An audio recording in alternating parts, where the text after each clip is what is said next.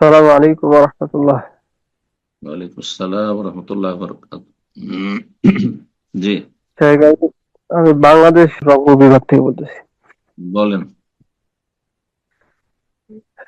শেখ, আমার প্রশ্নটা হলো যে বর্তমান সময়ে যুবকদের দেখা যায় যে যুবকরা ছবি তোলা ফোনের মাধ্যমে বা কোনো ডিভাইস ক্যামেরার মাধ্যমে ছবি তোলার জন্য আর কি সবসময় থাকে। যেমন আপনারা আলেমদের সঙ্গে ছবি তোলে, বা কোনো জায়গায় বেড়াতে গেলে ছবি তোলে, পিকনিক বা কোনো মসজিদ বা মক্কা মদিনা, এই অসংখ্য ছবি তোলে। এই ছবি তোলাগুলো কি জায়েজ?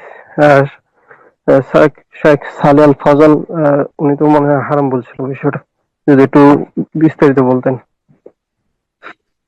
ছবি সম্পর্কে আমরা একটা আলোচনায় ধারাবাহিক আলোচনা গিয়েছে কয়েক সপ্তাহ আগে। আমাদের ধারাবাহিক নিয়মিত আলোচনায় থাকলে একটা পর্বে দেখবেন ছবি সম্পর্কে আলোচনা আছে।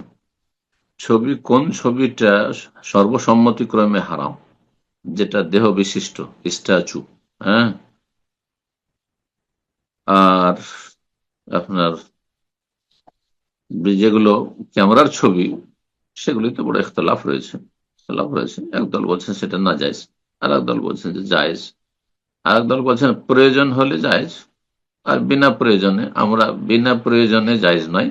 আর আমরা বলছি যে প্রয়োজন হলে জায়েজ রয়েছে। কিছু কিছু বিষয় প্রয়োজন রয়েছে, যেমন আপনার ইফতার পার্টি রয়েছে, আর কেউ দিচ্ছে, ডোনার কেউ দিচ্ছে, তাহলে রিপোর্ট পেশ করতে হবে। ইসলামিক আলোচনা হয় অনেক সময়, আর রিপোর্ট দিতে হয়, কর্মকর্তাদের রিপোর্ট দিতে হয়, হ্যাঁ, তখন সেই ছবি তোলার প্রয়োজন রয়েছে। তো এইরকম ক্ষেত্রগুলিতে জায়েজ। হুম, কল্যাণমূলক কাজের ক্ষেত্রে, কল্যাণমূলক কাজে সহযোগী হবে, তাহলে ঠিক আছে। কিন্তু আলেমদের পাশে ছবিটা তুলে নিলাম আর দেখাবো যাকে এই আমি অমুক শাইখের সাথে দেখা করেছি, এগুলি জায়েজ নয়। আর কমপক্ষে এটা অসার। আমি বলি যে কমপক্ষে যদি, হ্যাঁ, নাজায়েজ নাও হয় তো কমপক্ষে হালকা ফতোয়া হচ্ছে যেটা অসার, ফালতু কাজ। আর মুমিন ব্যক্তি সম্পর্কে আল্লাহ রাব্বুল ইরশাদ করেছেন, যারা জান্নাতি, কাদ আফলাহাল মুমিনুন আল্লাযীনা ফি সালাতিহিম খাশিউন। কয়েকটি বৈশিষ্ট্যের একটি হচ্ছে আল্লাযীনা হুম আনিল লাগwi মুরিদুন, যারা অসার কথা কাজ থেকে বিরত থাকে, অসার কাজ করে, ফালতু কাজ। জি, আমি আমার চাইতে সিনিয়র ব্যক্তির সাথে ছবি তুলবো, হ্যাঁ, কাবার ইমামের সাথে, মসজিদ নববীর ইমামের সাথে, বড় বড় শেখদের সাথে, আর দেখাবো যে আমি খুব সিনিয়র মানুষ। হ্যাঁ, তো নিয়তটা তো খারাপ। দুই নম্বর কথা, নিয়ত যদি খারাপ না থাকে লাভটাই কি এতে আমার?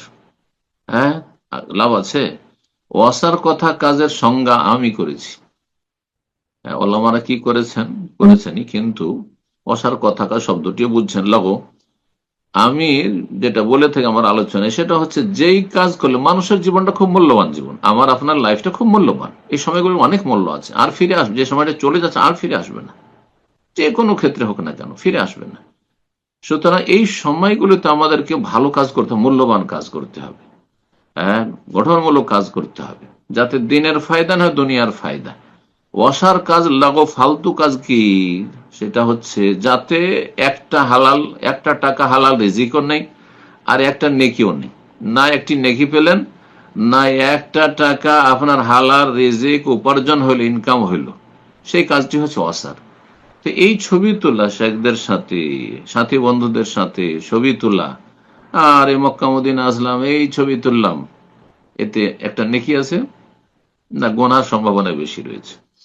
আচ্ছা, দুই নম্বর কথা, যে এতে একটা টাকা ইনকাম হইলো, আপনার কোনো ইনকামও হইলো না, তো কেন ফালতু কাজ করবেন ভাই? আল্লাহ বুঝার তৌফিক দান করেন। জাযাকুমুল্লাহ।